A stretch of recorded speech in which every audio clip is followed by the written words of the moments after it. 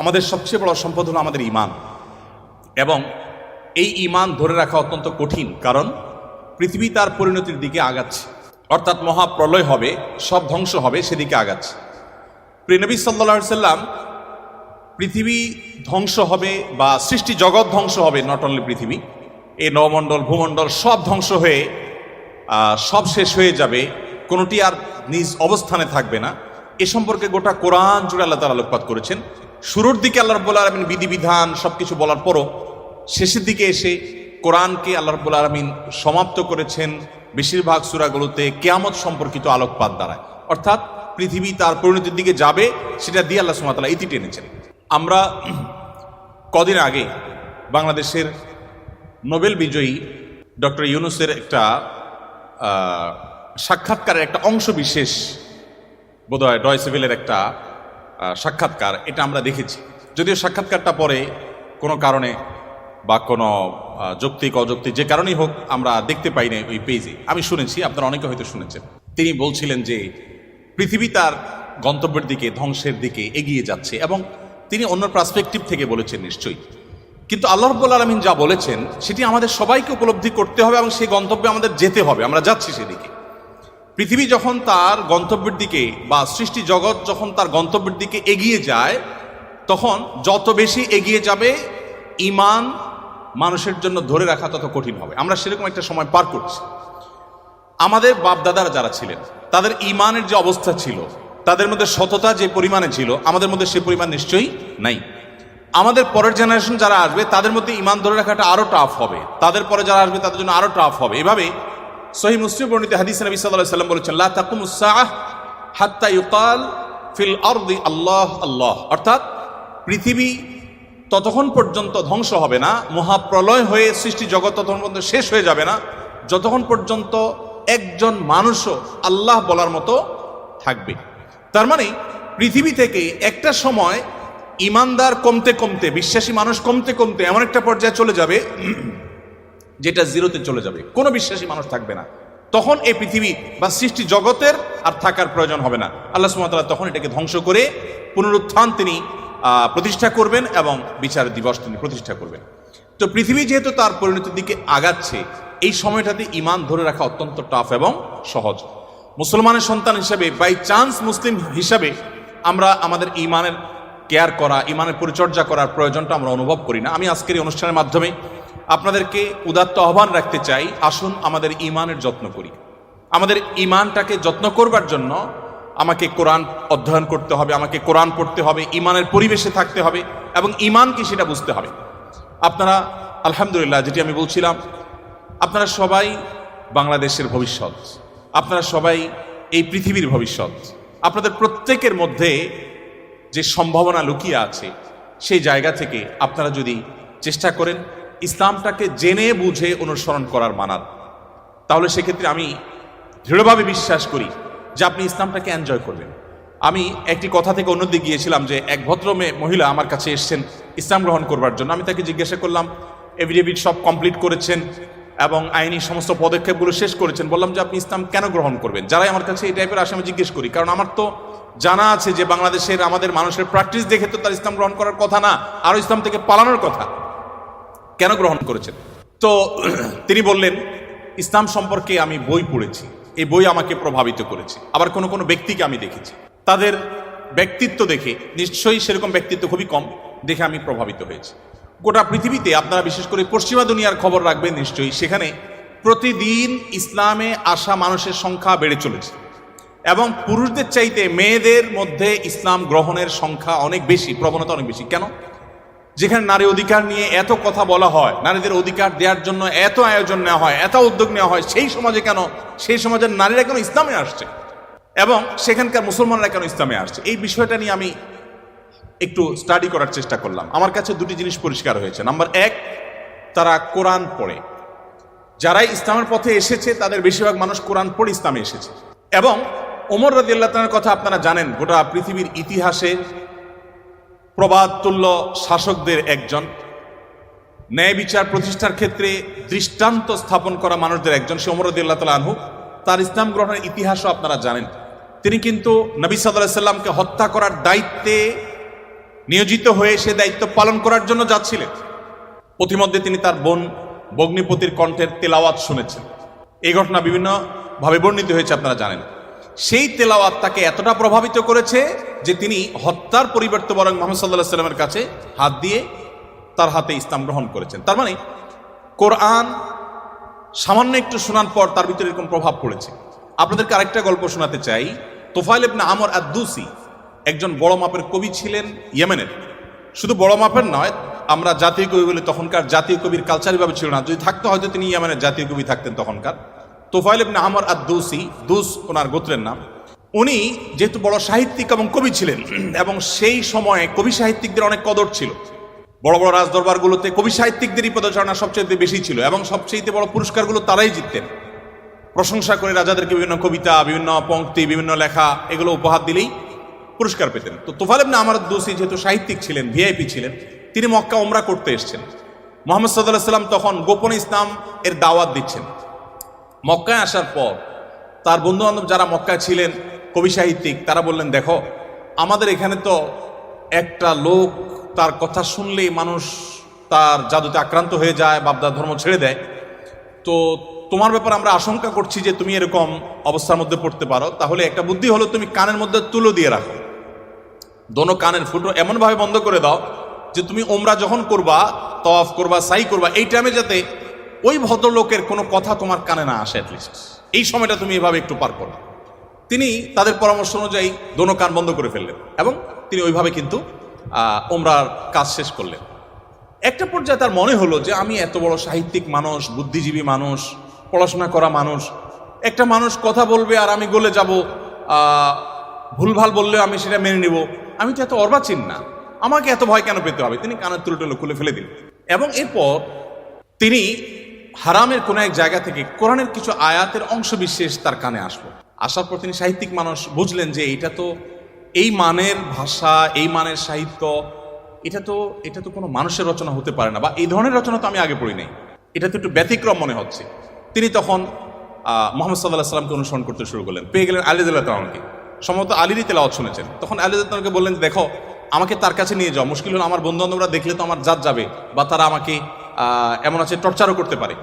তাহলে এক কাজ করো, নিয়ে চলো। আলী রাদিয়াল্লাহু সামনে সামনে যাচ্ছেন, উনি পিছু পিছিয়ে যাচ্ছেন। যে পরে তিনি ইসলাম গ্রহণ করলেন, এবং তিনি অনেক টর্চারের মুখোমুখি হলেন। তার মাধ্যমে ইয়েমেন ইসলাম ঢুকে, প্রথম ব্যক্তি ইয়েমেন থেকে ইসলাম গ্রহণ করা। আমি আপনাকে 50টা ঘটনা শোনাতে পারবো যে মানুষগুলো ইসলাম গ্রহণ করেছেন শুধুমাত্র কোরআন স্টাডি করে, কোরআন পড়ে। আমি আপনাদেরকে আজকে আহ্বান করে যেতে চাই, বাই চান্স মুসলমান আমরা যারা আছি, আমরা একটু ইসলামটাকে বোঝার চেষ্টা করি, আমরা ইসলামটা একটু জানার চেষ্টা করি। আমরা অনেকে মনে করি কোরআন হাদিস এগুলো হুজুরদের সাবজেক্ট, এগুলো শুধু ওনারা পড়বেন, আমরা শুধুমাত্র হুজুরদের মুখের দিকে তাকিয়ে থাকবো আর শুনবো। আপনি সেই ধর্মের অনুসারী, যে ধর্মের প্রথম নির্দেশ কিন্তু নামাজ পড়া নয়, যে ধর্মের প্রথম নির্দেশ কিন্তু রোজা রাখা নয়, যে ধর্মের প্রথম নির্দেশ হলো ইকরা, তুমি পড়ো।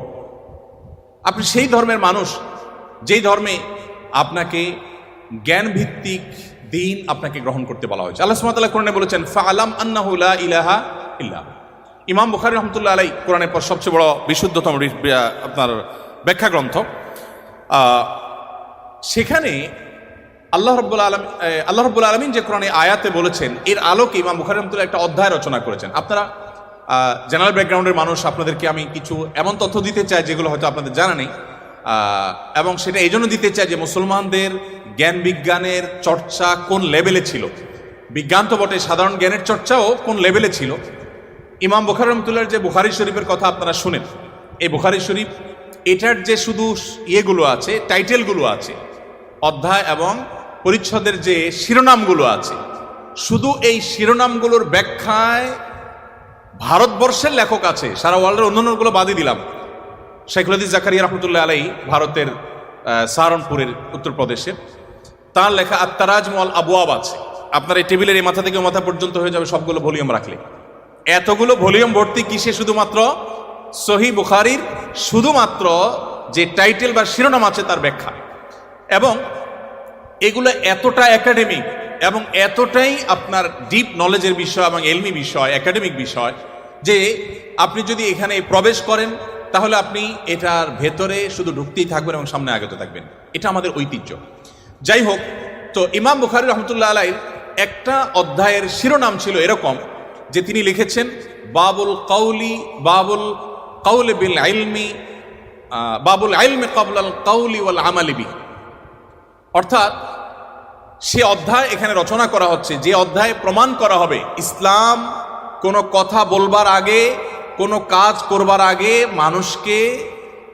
মানুষকে সেটা জানার নির্দেশ করে। অর্থাৎ আগে জ্ঞান অর্জন করো, তারপরে তুমি করো।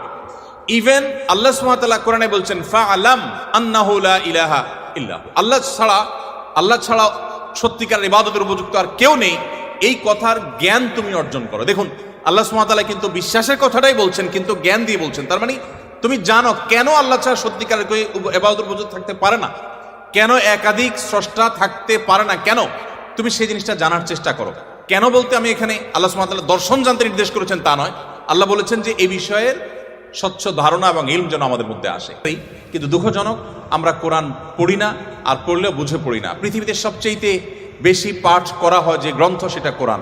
কোরআনের চাইতে বেশি পাঠ করা হয় সর্বযুগে সর্বকালে এরকম আরেকটি গ্রন্থ পৃথিবীতে নেই যে এত বেশি পরিমাণে পাঠ করা হয়। আর দুঃখজনক সত্য এটাও যে পৃথিবীতে না বুঝে পাঠ করার ক্ষেত্রে কোরআনের চাইতে আর বিকল্প বা আরেকটা গ্রন্থ আপনি খুঁজে পাবেন না। কোরআনই একমাত্র গ্রন্থ যে আমরা মুসলমানরা সেটাকে না বুঝেই শুধুমাত্র পড়ি। হ্যাঁ, কোরআন না বুঝে পড়লেও আপনি সওয়াব পাবেন, এটা একটা কাজ হবে। না বুঝে পড়লে কি লাভ হবে আমরা অনেকে বলি। আজকাল আপনারা জানেন অনেক টেকনোলজি আবিষ্কার হয়েছে, আপনারা টেকনোলজির লোক, যে একটা সিম্পল জিনিস আমাদের সবার হাতে হাতে আছে, স্মার্টফোন। আমরা যদি বলি হাই শ্রী কল অমুক, সাথে সাথে কিন্তু আপনার কোনো টিপাটিপি ছাড়াই সেই অমুককে কল করবে, মোবাইল করবে না ডিভাইস। এখন তো আপনার আপনি কোনো রুমে বসে বলছেন যে গরম লাগছে, এসিটা অন হয়ে যাবে। আপনি জাস্ট বললেন, নির্দিষ্ট শব্দ উচ্চারণ করলেন যে আপনার কাছে গরম লাগছে, এসিটা অন হয়ে যাবে।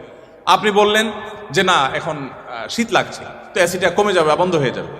টেকনোলজি এই পর্যন্ত চলে গেছে, যা আপনি বলছেন সেটা সে ক্যাচ করছে এবং সেই অনুযায়ী কাজ করছে। তো এই যদি টেকনোলজির কারামতি হয়, তাহলে কোরআন আপনি পাঠ করছেন, এমনকি এমনও হতে পারে কোনো মানুষ কিছু নির্দিষ্ট ওয়ার্ড উচ্চারণ করছে, সেটা মিনিং বুঝে না, কিন্তু ওই ডিভাইস তার মিনিং বা ওই যন্ত্র তার মিনিংটা বুঝে এবং সেটা সে ক্যাচ করে কাজও করে ফেলেছে। সে কিন্তু যা বলেছে নিজেও বুঝে নেই, তারপরও কাজ করেছে। কোরআন তেলাওয়াত করে ফু দিলে অনেক অসুখ, অনেক দুঃখ, অনেক কষ্ট, মানুষের শারীরিক অনেক কষ্ট লাঘব হয়। কিভাবে হয়? আপনি যদি এটা নিয়ে বৈজ্ঞানিক গবেষণায় নামেন তো আপনি কোনো সূত্র হয়তো খুঁজে পাবেন না, কিন্তু আপনাকে আমি যে পয়েন্টটা বললাম এই পয়েন্ট থেকে যদি আপনি আগান, আপনি দেখবেন যে এরকম বহু লজিক আপনার সামনে হাজির হয়ে গেছে। যাই হোক, তো আমি যেটা বলছিলাম যে কোরআন আপনি না বুঝে পড়লে সওয়াব পাবেন, কিন্তু এই জন্য কোরআন আসেনি।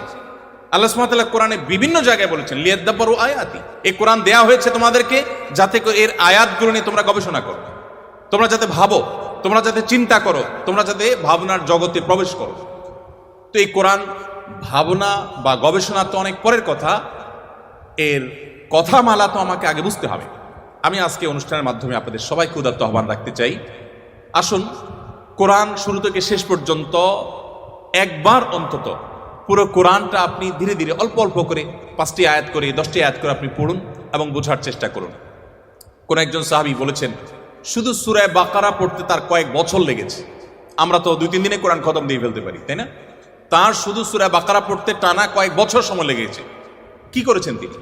প্রতিটা আয়াত পড়েছেন, এ সম্পর্কে জেনেছেন, ভেবেছেন, এখান থেকে তার নেয়ার কি আছে সেটা নিয়েছেন, নিজের মধ্যে ইমপ্লিমেন্ট করেছেন, দেন তিনি সামনে অগ্রসর হয়েছেন। এভাবে এগোতে গিয়ে তার একটা সূরা শেষ করতে কয়েক বছর সময় লেগে গেছে। কোথায় আমাদের কোরআন অধ্যয়ন? আমি আপনাদেরকে বলেছি, এখনো পৃথিবীতে যারা ইসলামে আসছে, পশ্চিমা পৃথিবী বলুন, আমাদের এই অঞ্চলে বলুন, তাদের নিয়ে আমার যে সামান্য পড়াশোনা বা ঘাটাঘাটি আছে, সেটার আলোকে আমি নিশ্চিত হয়েছি অনেকখানি যে তারা বেশিরভাগ মানুষ আমাদেরকে দেখে তো আসার প্রশ্নই ওঠে না, কারণ আমাদের মুসলমানদের মধ্যে এমন কিছু নেই যেটা দেখে সে ইসলামে আসবে, ম্যাক্সিমাম মুসলমানদের অবস্থা। কিন্তু তারা ইসলামে এসেছে কোরআন পড়ার পর। ফ্রান্সের একজন পলিটিশিয়ান, তিনি কট্টর ইসলাম এবং মুসলমানদের সমালোচক ছিলেন এবং বিদ্বেষ পোষণ করতেন রীতিমতো। আমি একসময় আমার ফেসবুক প্রোফাইলে তাকে নিয়ে অনেক লেখালেখিও করেছি। বেশ কিছুদিন আগে আমার অফিসে এক ভদ্রলোক আসেন, রিটায়ার্ড আর্মি অফিসার, আমাকে প্রসঙ্গত বললেন যে এরকম এক ভদ্রলোক ফ্রান্সে ছিলেন, এই নাম তার, তিনি ইসলাম গ্রহণ করেছেন এবং তিনি একটা বিষয় অ্যাডভাইস করেছেন। আমি একটু কৌতূহল হয়ে দেখলাম, আমার এর আগে জানা ছিল না, ভিডিওটা ভালো করে দেখলাম ইউটিউবে, দেখলাম যে সেই ভদ্রলোক যিনি ইসলাম এবং মুসলমানদের কট্টর সমালোচক ছিলেন, তিনি একটা সময় ইসলাম গ্রহণ করেছেন। আমি জিজ্ঞেস করলাম যে তিনি ইসলামে আসছেন কি কারণে, তো তার বক্তব্যই শুনলাম, তিনি বলছেন যে আমি ইসলাম এবং মুসলমানদের ত্রুটি ধরার জন্য আমি কোরআন পড়া শুরু করলাম। কোরআন পড়তে পড়তে পড়তে আমি যতই এর ভেতরে প্রবেশ করলাম ততই আমি কোরআনের কাছে সারেন্ডার করতে বাধ্য হলাম, আমি কোরআনের কাছে নিজেকে সমর্পণ করতে বাধ্য হলাম। তো আলহামদুলিল্লাহ, তিনি যেভাবে ইসলাম গ্রহণ করেছেন এবং আলোকিত হয়েছেন কোরআন দ্বারায়, আমার বিশ্বাস আমরা যদি অ্যাজ এ মুসলিম আমরা পড়াশোনা করি মুসলিম হই, আমরা বুঝে শুনে মুসলিম হই, আমাদের ইসলাম গ্রহণটা যদি বাই চান্স না হয়ে বাই চয়েস হয়, অর্থাৎ আমরা জেনে শুনে মুসলমান হই, তাহলে সেটা আমাদেরকে অনেক বেশি উপকার দিবে। আপনারা অনেকে জানেন কবরে বা আপনার আলমে বারজাক, কবর না বলে বলতে পারি আমরা আলমে বারজাক, মৃত্যুর পরবর্তী যে জগৎ, সেখানে মানুষের দেহাবশেষ যেখানে যে অবস্থায় থাকে সেখানে কিছু প্রশ্ন হবে। এই প্রশ্নের মধ্যে শেষ সম্পূরক প্রশ্ন থাকবে, মা আলামাকা ও মা আদরাকা, তুমি কোত্থেকে জানলে, কিভাবে জানলে। তার মানে ইসলাম চায় আমি যা জানবো ইসলামের কথা সেটাও জ্ঞানভিত্তিক জানবো এবং গ্রন্থভিত্তিক জানবো, জেনে শুনে আমি বিশ্বাস করবো। আল্লাহ আমাদেরকে সে তৌফিক দান করুন। তাহলে আমার প্রথম আহ্বান হলো আপনারা কোরআন পড়বেন, বুঝে পড়ার চেষ্টা করবেন, পুরোটা একবার পড়ে শেষ করার চেষ্টা করবেন। দ্বিতীয়, আপনাদের প্রতি আমার উদাত্ত আহ্বান হলো আপনারা কোরআনের পাশাপাশি আপনার জীবনে একটি বারের জন্য হলেও সিরাত গ্রন্থ পড়বেন। নবী সাল্লাল্লাহু আলাইহি ওয়াসাল্লামের পুরো জীবনীটা একবার পড়বেন এবং সম্ভব হলে একাধিক সিরাত গ্রন্থ আপনি পড়বেন। আমি দেখেছি যারা এখনও গোটা পৃথিবীতে ইসলামে আসেন অন্য ধর্ম থেকে, তাদের বেশিরভাগ কোরআন পড়ে, আর বাকিরা প্রিয় নবী সাল্লাল্লাহু আলাইহি ওয়াসাল্লামের সিরাত বা জীবন ইতিহাসটা নির্মোহভাবে পড়ে শেষ করলে তিনি তার কাছে সারেন্ডার করতে বাধ্য হন। মুসলমানের সন্তান হিসাবে আমাদের জন্য এটা খুবই গুরুত্বপূর্ণ যে আমরা একটি সিরাত গ্রন্থ হলে অন্তত পড়ার চেষ্টা করবো ইনশাআল্লাহ। তৃতীয়ত, আপনাদের প্রতি আমার আহ্বান থাকবে যে আপনারা বয়সে, আমি শিক্ষার্থীদেরকে বলছি যে আপনারা বয়সে সবাই তরুণ, মনে রাখবেন আমাদের চরিত্রকে, আমাদের সম্ভ্রমকে হেফাজত করা, এটাকে সংরক্ষণ করা, এটা আমাদের জন্য অনেক বড় একটা চ্যালেঞ্জিং বিষয় এবং এটি আমাদেরকে করতেই হবে। আপনার চরিত্র যদি আপনি নষ্ট করে ফেলেন, আপনার ক্যারেক্টার যদি আপনি শেষ করে ফেলেন, আরও পরিষ্কার করে বললে আপনি যদি বিবাহ বহির্ভূত, অবৈধ এবং অনৈতিক সম্পর্কে আপনি জড়ান, হারাম রিলেশনে আপনি জড়ান, আপনি আর যা হোক, আপনি ভালো মুসলমান হওয়ার সুযোগ আপনার জন্য খোলা নেই। কারণ ভালো মুসলমান হওয়ার জন্য নিজেকে নিয়ন্ত্রণ করা শিখতে হয়। দেখুন, আপনি দেখবেন ইসলাম সব জায়গায় শুধু ব্রেক দিতে শিখিয়েছে, ব্রেক, এটা হারাম, এটা করা যাবে না, ওদিকে যাওয়া যাবে না, তার মানে নিয়ন্ত্রণ করা। কারণ মানুষের জন্য যা ক্ষতিকর তা থেকে মানুষকে বাঁচাবার জন্য ইসলাম এই আদেশ নিষেধগুলো দিয়েছে। আপনি বয়সে তরুণ, আপনি যদি নিজেকে কোন একটা লোভ থেকে নিয়ন্ত্রণ করতে না শিখেন, নিজেকে আপনি কন্ট্রোল করা না শিখেন, আপনি কিভাবে সমাজ পরিবর্তন করবেন? আপনি কিভাবে দেশকে, এই পৃথিবীকে আলোকিত করবেন? আপনার দ্বারা কিভাবে আপনার অনেক অসৎ চাহিদা থাকতে পারে, আপনার জীবনে অনেক লোভ, অনেক আকাঙ্ক্ষা আপনার সামনে হাজির হতে পারে, যেটা পূরণ করা আপনার জন্য বিধেয় নয়, অবৈধ। সেগুলো আপনি কিভাবে, সেগুলো থেকে আপনি বেঁচে থাকবেন, নিজেকে কিভাবে নিয়ন্ত্রণ করবেন, এটার এক্সারসাইজটা আপনাকে আপনার তরুণ বয়স থেকে করতে হবে। আল্লাহ রাব্বুল আলামিন একটা নির্দিষ্ট সময় পর্যন্ত আমাদেরকে অপেক্ষা করতে বলেছেন, একটা বৈধ এবং হালাল সম্পর্কের জন্য অপেক্ষা করেছেন। দেখুন, পৃথিবীর যে সমস্ত দেশে এই রিলেশনগুলোর কোনো বিধিনিষেধ রাখা হয়নি, তারা খুব একটা ভালো নেই, তাদের দাম্পত্য জীবনে তারা খুব একটা সুখী নয়। আমরা ভারত উপমহাদেশের মানুষ, আমাদের অনেক কিছুই নেই, আমরা জ্ঞানে বিজ্ঞানে পিছিয়ে, আমরা অনেক ক্ষেত্রে পিছিয়ে, কিছু কিছু ক্ষেত্রে আমরা তাদের চাইতে অনেক বেশি এগিয়ে আছি। তো আমাদের একটা দিক হলো এটি যে আমাদের পরিবারগুলো যত স্ট্রং, আমাদের পরিবারের সম্পর্কগুলো যত মজবুত, আমাদের মধ্যে ভাই ভাই সম্পর্কটা যতটা এখনো ভালো আছে, এই অধপতনের এই সময়েও আমাদের মধ্যে সন্তানের সাথে বাবা মায়ের বোঝাপড়াটা যত ভালো আছে, আমাদের পারস্পরিক সম্পর্কগুলো, স্বামী স্ত্রীর মধ্যকার সম্পর্কগুলো যত ভালো আছে, এগুলো পশ্চিমা দুনিয়া মানুষরা কল্পনাও করতে পারে না। আপনারা আমার চেয়ে নিশ্চয়ই ভালো জানবেন, তারা এগুলো কল্পনাও করতে পারে না। আমাদের এই ভালো দিকগুলো আমাদেরকে ধরে রাখতে হবে। আমরা পশ্চিমা দুনিয়া থেকে জ্ঞান বিজ্ঞান এবং যেগুলো নেওয়ার সেগুলো যেমন গ্রহণ করব, তাদের যে সমস্ত ত্রুটির কারণে তারা সাফার করছে সেগুলোর ব্যাপারে আমাদেরকে সতর্ক থাকতে হবে এবং সেক্ষেত্রে ইসলামের নির্দেশনা মানার কোনো বিকল্প নেই। আপনি আপনার তারুণ্যকে নষ্ট করবেন অন্যায়, অনাচারে, স্বেচ্ছাচারিতায়, অবৈধ কাজে, হারাম কাজে, আপনি নিশ্চিত থাকুন যে এর জন্য আপনাকে দুনিয়াতে মূল্য দিতে হবে। আপনি দাম্পত্যের জীবনে আপনার এটার জন্য সাফার করতে হবে, আখিরাত তো পরে আছে। এজন্য আপনার নিজের প্রয়োজনে নিজেকে নিয়ন্ত্রণ করতে শিখুন এবং কন্ট্রোল করতে শিখুন। আমরা বান্দার হকের কথা বলেছি, মানুষের অধিকারের কথা বলেছি, সেটির অংশ হিসাবে আপনাকে এটি করতে হবে। আপনারা জানেন সারা পৃথিবীর সব সমাজেই এমনকি অমুসলিম সমাজেও একজন মানুষ তার দুজন সঙ্গী যদি রাখেন, অর্থাৎ স্ত্রী আর তাদের কাছে যদি তাদের ভাষায় যদি আমরা গার্লফ্রেন্ডের কথা বলি, যে দুজন রাখেন, তো এটাকে অনৈতিক মনে করা হয়, এটাকে অন্যায় মনে করা হয়। সকল সমাজে যারা অমুসলিম, যারা অবিশ্বাসী, তারাও এটাকে অন্যায় মনে করে। তো আমি যদি এটাকে একটু ভিন্নভাবে বলি, আপনি একজন তরুণ, আপনার যদি আল্লাহ তাআলা নসিবে রাখেন, আপনি বেঁচে থাকেন, আপনার ইনশাআল্লাহ একজন স্ত্রী হবে, জীবন সঙ্গিনী আসবেন। আপনার এখনকার সময়টা, অর্থাৎ বিবাহের আগের সময়টা যদি আপনি বিভিন্ন নারীদের সাথে আপনি সম্পর্ক করেন, আমি মেয়েদের কথা একই কথা বলছি, মেয়েরা যদি ছেলেদের সাথে সম্পর্ক রিলেশন করে, এবং এই রিলেশনগুলো আপনার স্ত্রী যিনি হবেন তিনি যদি এখন আপনার কাছে থাকতেন অথবা আপনি তার কাছে থাকতেন, তাহলে কিন্তু নিশ্চয়ই এগুলো সহ্য করতেন না। তাহলে আপনার নিজের চরিত্রকে, আপনার যৌবনকে, আপনার জীবনকে আপনি এমন কাজে ব্যয় করছেন যা আপনার জীবন সঙ্গিনী, আপনার জীবন সঙ্গী যার জন্য আপনি অপেক্ষা করছেন, যিনি আপনার জন্য অপেক্ষা করছেন, তিনি পছন্দ করছেন না। তাহলে এই কাজটাকে আপনি কিভাবে যৌক্তিক বলতে পারেন? এই কাজটাকে কিভাবে আপনি সঠিক মনে করতে পারেন?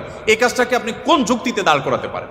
দেখুন, বিবাহ বন্ধনের বাঁধ যারা তুলে দিয়েছে, আপনি চায়নার কথা আমার চাইতে নিশ্চয়ই ভালো জানেন। চায়নার মতো একটা দেশ, এত পপুলেশনের দেশ, জন্মের হার কোনোভাবে কোনো মেকানিজমে বাড়াতে পারছে না, এত প্রণোদনা দেওয়া হচ্ছে। ইটালির কথা আমি গত কয়েকদিন আগে পত্রিকা পড়েছি, আপনারা নিশ্চয়ই আমার থেকে ভালো জানবেন যে ইটালি, চায়না, অনেক দেশ আছে পৃথিবীতে যারা তাদের জন্মের হারকে স্বাভাবিক করবার জন্য সরকারি প্রণোদনা বিভিন্নভাবে দেওয়ার পরও কোনোভাবে তারা স্বাভাবিক করতে পারছে না। একসময় কিন্তু তাদের জন্মের হার কম থাকার বিষয়টা এরকম ভয়াবহ পর্যায়ে ছিল না। এখন প্রেডিকশন বলছে সামনের দিনগুলো তাদের জন্য অত্যন্ত আতঙ্কের, অত্যন্ত ভয়ঙ্কর। কারণ কেউ সন্তান জন্ম নিতে চাচ্ছে না, দিতে চাচ্ছে না, কোনো প্রণোদনা দিয়েও এটাকে স্বাভাবিক করতে পারছে না।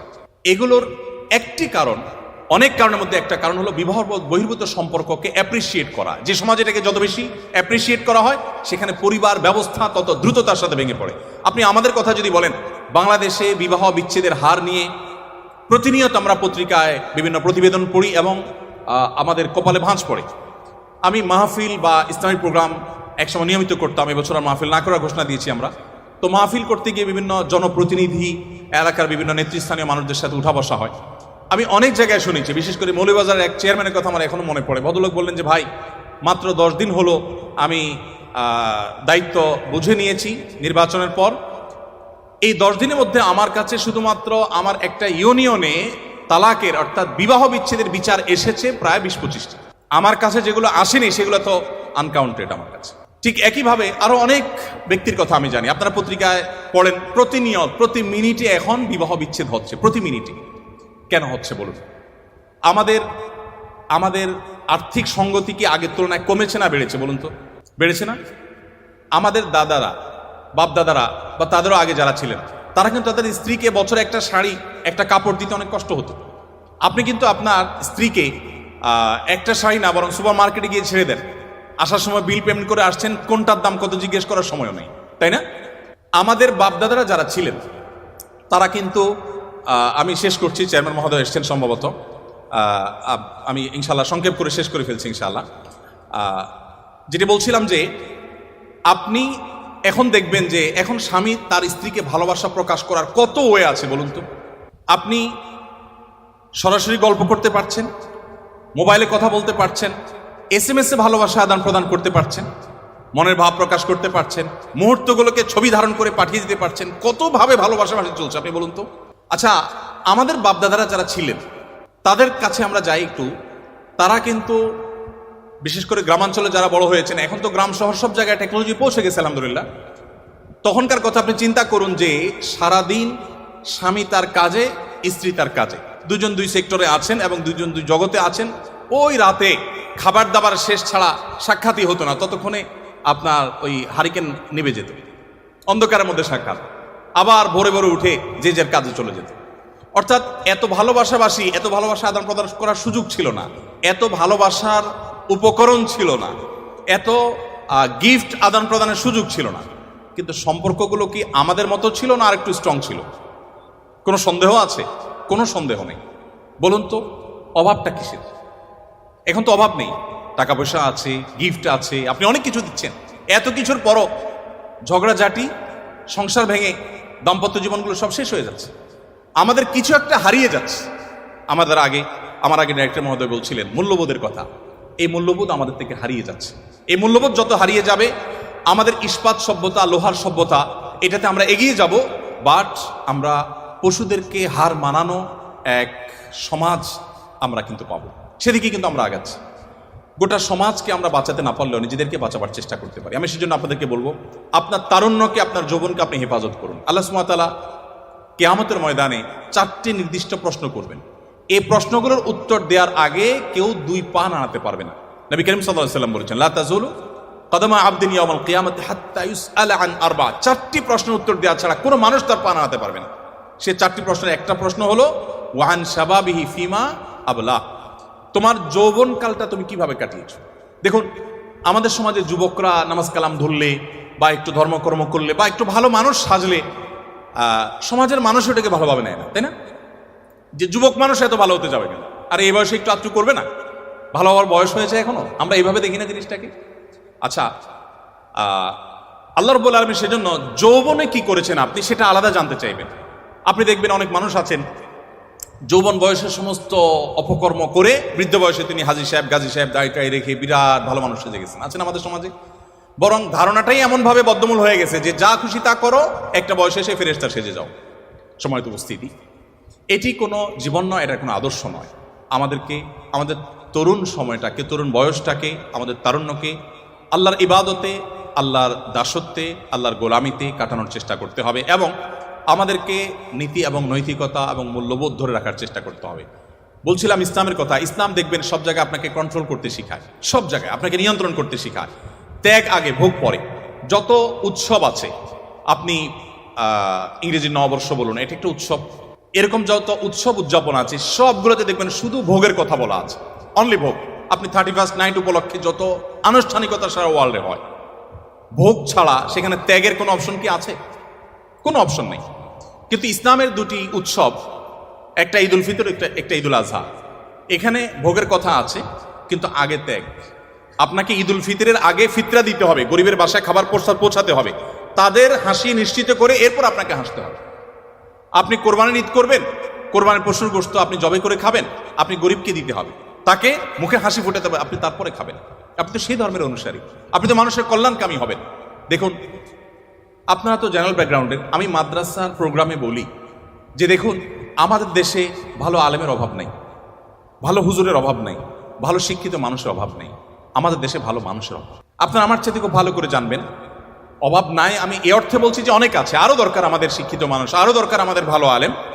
কিন্তু যে পরিমাণ শিক্ষিত আছে সে পরিমাণ ভালো মানুষ নেই। যে পরিমাণ আলেম আছেন, এমনকি আলেম হলেও গতানুগতিক তিনি যে ভালো মানুষ হয়ে যাবেন এমনটা জরুরি না। আমরা ভালো মানুষ হওয়ার চেষ্টায় এগিয়ে যেতে হবে। আপনি যদি ভালো মানুষ হওয়ার চেষ্টায় আগান, আপনি জেনারেল ব্যাকগ্রাউন্ডের হওয়ার পরও আপনার এই পড়াশোনাটাকে ইবাদতে আপনি রূপান্তর করতে পারেন। কিভাবে সেটা? আপনার যদি ইন্টেনশন থাকে, আমি জ্ঞান বিজ্ঞান শিখে, আমি এই টেক্সটাইল ইঞ্জিনিয়ারিং শিখে আমার এই জ্ঞান দিয়ে আমি আমার সমাজকে উপকৃত করব, দেশের মানুষকে উপকৃত করব, পৃথিবীর মানুষকে উপকৃত করব আমাদের টেকনোলজি দিয়ে। আপনি যদি এই উদ্দেশ্যটা আনেন, সাথে সাথে আপনার উদ্দেশ্যের কারণে আপনার এই পড়াশোনাটা ইবাদতে পরিণত হয়ে যাবে। আর যদি আপনি বলেন যে আমি আমার অমুককে দেখিয়ে ছাড়বো, তমুককে দেখিয়ে ছাড়বো, এটা জাহির করে ছাড়বো, তাহলে সেক্ষেত্রে আপনি হয়তো দেখাতেও পারবেন না, আর আল্লাহর কাছে বিনিময় পাওয়ার প্রশ্ন ওঠে না। এই জন্য আমি আপনাদেরকে আহ্বান করব যে আমাদের এই বয়সটাকে হেফাজত করতে হবে, বিশেষ করে তরুণ সময়টাকে হারাম সম্পর্কগুলো থেকে বেঁচে থাকার জন্য স্ট্রাগল করতে হবে। আমি বলি, যে যুবক নিজেকে এতটুকু কন্ট্রোল করতে পারে না, সে কিভাবে বিশ্ব জয় করবে, সে কিভাবে দুনিয়া জয় করবে, সে কিভাবে সমাজ সংস্কার করবে? আমাদেরকে সেদিকে যেতে হবে। একজন মুসলমান হিসাবে আমি আপনাদের প্রতি আমার আবেদন রাখতে চাই যে আপনারা ওলামা একরাম যাদের কথা এবং কাজে মিল আছে, যারা অ্যাজ এ আলেম যেমন ভালো, অ্যাজ এ মানুষ তেমনি ভালোভাবে ভালো, কোরআন এবং হাদিসের প্রতিচ্ছবি যারা, সে মানুষগুলোর সান্নিধ্য আপনারা অবলম্বন করবেন এবং আপনি যেখানে থাকেন সেখানে একজন সৎ, একজন নিষ্ঠাবান মানুষের সাথে থাকা চেষ্টা করবেন। শুধু আলেম নয়, আপনার সহপাঠীদের মধ্যে, আপনার ছাত্রবন্ধুদের মধ্যে আপনি অনেককে দেখবেন যে ব্যক্তিগতভাবে সে সৎ, অসৎ না, মিথ্যা বলে না, অন্যায় করার প্রবণতা নেই, বাজে জিনিসের প্রবণতা নেই। আপনি তাদের সাথে চলার চেষ্টা করবেন এবং এই সংস্রব মানুষকে কত দ্রুত পরিবর্তন করে সেটা জাপানের ওই বাংলাদেশি প্রবাসী ভাইয়ের কথা বলে আমি বোঝাবার চেষ্টা করেছি।